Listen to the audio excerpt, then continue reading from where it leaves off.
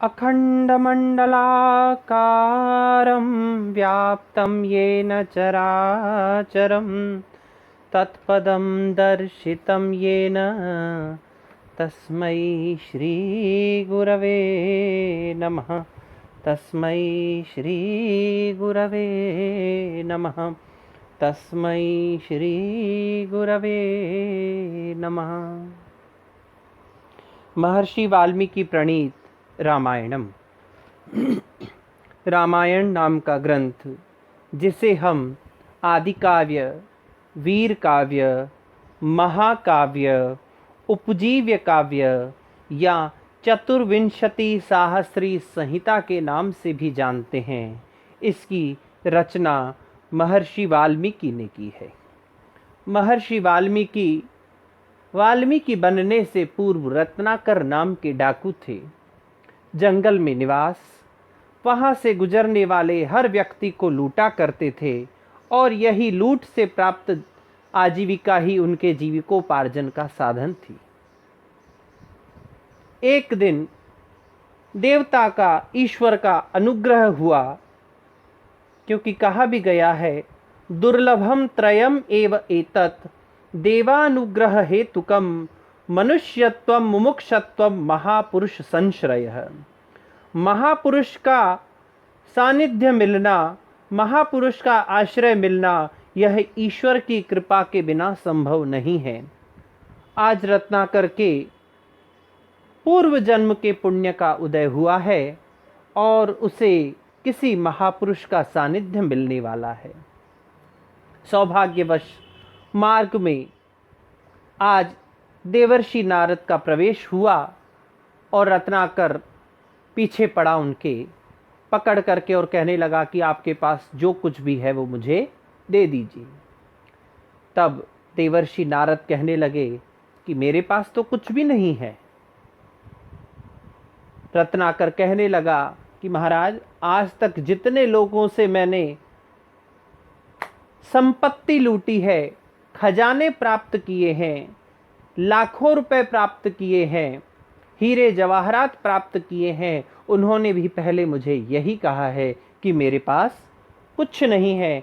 इसीलिए मैं आपको बता देता हूँ, चुपचाप से आपके पास जो भी कुछ है वो मुझे दे दीजिए।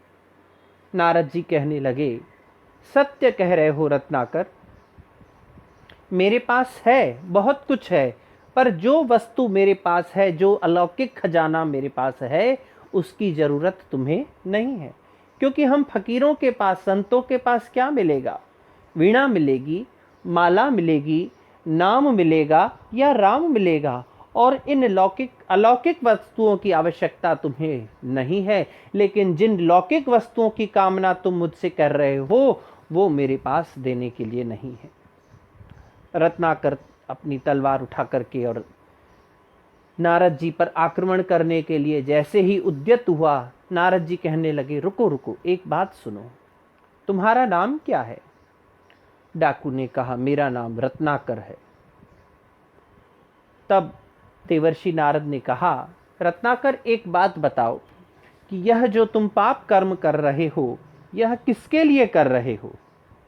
उसने कहा, महाराज, मैं अपने परिवार के पालन पोषण के लिए कर रहा हूं। तो क्या जिस परिवार के पालन पोषण के लिए तुम यह पाप कर रहे हो, क्या वो परिवार वाले तुम्हारा इस पाप में साथ देंगे? क्यों नहीं देंगे महाराज? जिनके लिए मैं ये पाप कर्म कर रहा हूं, जिनका भरण पोषण मैं इस पाप कर्म के द्वारा कर रहा हूं, क्या वो मेरा साथ भी नहीं देंगे? नारद जी ने कहा, ठीक है रत्नाकर, एक बार तुम जाओ और अपने परिवार के संबंधी लोगों से पूछ करके आ जाओ कि क्या वो तुम्हारा इस पाप में साथ देंगे। वाह महाराज, बड़े जोरदार हो। मुझे मूर्ख बना करके घर भेज दोगे और खुद 9-11 हो जाओगे। बड़ी अच्छी तरकीब सोची आपने, बड़ी अच्छी युक्ति का प्रयोग किया, पर मैं आपके झांसे में आने वाला नहीं हूं। नारद जी ने कहा, ठीक है रत्नाकर, तुम्हारे पास जो यह रस्सी है, इस रस्सी से तुम मुझे बांध दो। तब रत्नाकर कहता है, ठीक है, ये उपाय भी सही है। रत्नाकर एक पेड़ के सहारे महर्षि देवर्षि नारद को बांध देता है और घर पहुंचता है। घर पहुंच करके सबसे पहले अपनी माँ के पास पहुंचा। माँ, मैं जो यह पाप कर्म कर रहा हूँ, क्या तुम इसमें मेरा साथ दोगी? मैं क्यों दूंगी? तुम जब छोटे थे, बच्चे थे, तुम्हारा पालन पोषण मैं कर रही थी। अब मेरी वृद्धावस्था है, मेरा पालन पोषण तुम कर रहे हो। ये संसार की रीत है। जब माता पिताओं के बच्चे छोटे हुआ करते हैं तब वो उनका पालन पोषण करते हैं, और जब वही माता पिता वृद्ध हो जाते हैं, उनके पालन पोषण की जिम्मेदारी, उनके पालन पोषण का उत्तरदायित्व तो उनकी संतान पर आ जाता है। ये तो व्यापार है बेटा। मैं तुम्हारा इस पाप में साथ देने वाली नहीं हूं। कोई बात नहीं, मां ने साथ नहीं दिया, पत्नी तो मेरा साथ देगी। रत्नाकर पहुंचा अपनी धर्म पत्नी के पास, कहने लगा कि मैं जो यह पाप कर्म कर रहा हूं, क्या तुम इसमें मेरा साथ दोगी? क्यों? मैं क्यों साथ देने लगी? मेरे पिता ने जब आपसे विवाह करवाया था, तब आपने मेरी जिम्मेदारी उठाने का निर्णय लिया था। 7 फेरों के 7 वचनों में आपने यह वचन दिया था कि मेरे जीवन का भरण पोषण का उत्तरदायित्व तो आपका होगा। अब यह आपकी जिम्मेदारी है कि आप मेरा पाप के कमाई से या पुण्य की कमाई से पालन करते हो। और दूसरा, शास्त्रों में भी कहा गया है, पत्नी धर्म पत्नी होती है, वह धर्म के कार्यों में तो साथ देती है, लेकिन कभी ये सुना है क्या कि अधर्म के कार्य में भी पत्नी को वामांगी करके बिठाया गया हो? रत्नाकर के पैरों तले जमीन खिसक गई। कोई बात नहीं, मेरी संतान मेरा साथ जरूर देगी। पहुंच गए अपनी संतान के पास, कहने लगे, क्या जो मैं यह पाप कर्म कर रहा हूं, तुम इसमें मेरा साथ दोगे?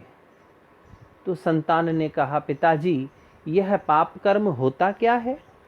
हम न पाप जानते हैं न पुण्य जानते हैं। जब हम जानते ही नहीं है तो हम साथ कैसे देंगे? रत्नाकर को काटो तो खून नहीं। जिन संबंधियों के चक्कर में वह इतने पाप कर्म इकट्ठे किए जा रहा था, उसमें से एक भी उसका साथ देने को तैयार नहीं है। उल्टे पैर भागा रत्नाकर, देवर्षि नारद के चरणों में गिर पड़ा। महाराज, मैंने अपने जीवन में बहुत पाप कर लिए, अब मुझे मुक्ति चाहिए।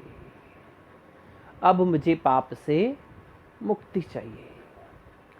रत्नाकर, अगर पाप से मुक्ति चाहते हो तो जाप करो। क्या महाराज? बोले, हाँ, राम का जाप करो। मैं तुम्हें मंत्र दिए जा रहा हूं, इस मंत्र का जाप करो, तुम्हारे पाप का नाश हो जाएगा। कौन सा मंत्र महाराज? बोलो, राम। रत्नाकर ने बहुत प्रयास किया, लेकिन राम शब्द का उच्चारण न कर सका। कई संत महापुरुषों ने रत्नाकर को अवतारी दुराचारी की उपमा दी है। इतना दुराचारी कि राम शब्द का उच्चारण न कर सका। अभी संसार में लगभग 8 अरब लोग हैं। एक भी व्यक्ति ऐसा लेकर के आ जाइए जो अ से लेके ज्ञ से ज्ञानी तक तो बोल सके, ए फॉर एप्पल से लेके जेड फॉर जेब्रा तक बोल सके, लेकिन RAM राम न बोल सके। हर वर्ण का उच्चारण रत्नाकर कर सकता था, लेकिन राम शब्द का उच्चारण रत्नाकर नहीं कर पाया। क्योंकि महाराज, मैंने अपने जीवन में कभी इस वर्ण का, इस शब्द का उच्चारण नहीं किया है। मैंने तो हमेशा यही कहा है, ये मरा और वो मरा, जिस जिसको मारा तब मैं चिल्लाया, ये मरा और वो मरा। कोई बात नहीं रत्नाकर, तो मरा मरा मरा मरा मरा मरा बोलते रहो। लेकिन जब इसकी एक लगातार आवृत्ति होती चली जाएगी तो राम राम राम राम राम राम राम राम राम हो जाएगा। कितना समर्पित भाव से शिष्य है। प्रश्न नहीं किया महाराज कि इस पाप का नाश करने के लिए यह जाप मुझे कब तक करना है। आज साधारण व्यक्ति भी अपने दुख से निवृत्ति चाहता है तो वह प्रश्न करता है, उसको अगर कोई उपाय बताया जाता है तो कितना पूछता है कि एक दिन कितनी मालाएं करनी है, कितने दिनों तक, कितने महीनों तक मालाएं करनी है। लेकिन शरणागति और समर्पण भाव देखिए रत्नाकर का। प्रश्न नहीं किया गुरु से, वहीं बैठ गए, राम राम राम राम मरा मरा मरा करते रहे। देवर्षि नारद चले गए मंत्र देकर के। कुछ वर्ष व्यतीत हुए। अचानक से एक दिन पुनः देवर्षि उस मार्ग से निकले तो ध्यान आया कि यहाँ रत्नाकर नाम के डाकू को मंत्र दिया, चलो आज चल करके उसकी खोज खबर लेते हैं। जैसे ही वहां पहुंचे तो देखा एक मिट्टी का टीला बना हुआ है और उस टीले के अंदर से आवाज आ रही है, राम राम राम। देवर्षि आश्चर्यचकित हुए। जैसे ही उस टीले की मिट्टी को हटाया तो देखा वहां रत्नाकर मंत्र का जाप कर रहा है। टीले के अंदर उस भुरभुरी मिट्टी में चींटियों ने अपना बिल बनाया था, जिसे वाल्मीकि कहा जाता है। उस चींटियों के बिल से बाहर निकालने के कारण से आज नाम पड़ गया है वाल्मीकि। जैसे ही वाल्मीकि को उठाया, वाल्मीकि इतने वर्षों पश्चात अपने गुरु को देख करके अत्यंत प्रसन्न हो जाते हैं और उनके चरणों में गिर पड़े। तब देवर्षि नारद नाम रखते हैं कि रत्नाकर, आज तुम्हारे पापों का नाश हो चुका है। इस वाल्मीकि से निकलने के कारण से तुम्हारा नाम रख दिया गया है। आज से तुम वाल्मीकि नाम से इस संसार में प्रसिद्ध हो जाओगे। उसके पश्चात वाल्मीकि जी ने किस प्रकार से रामायण की रचना की, वह ऐसी कौन सी घटना हुई जिस घटना के कारण से महर्षि वाल्मीकि ने रामायण की रचना की, आप सब लोग यह सुनने के लिए उत्सुक होंगे। लेकिन अपनी इस उत्सुकता को बनाए रखिएगा। कल के व्याख्यान में हम रामायण की रचना के संबंध में जो किंवदंती प्रस्तुत है उसके ऊपर चर्चा करेंगे।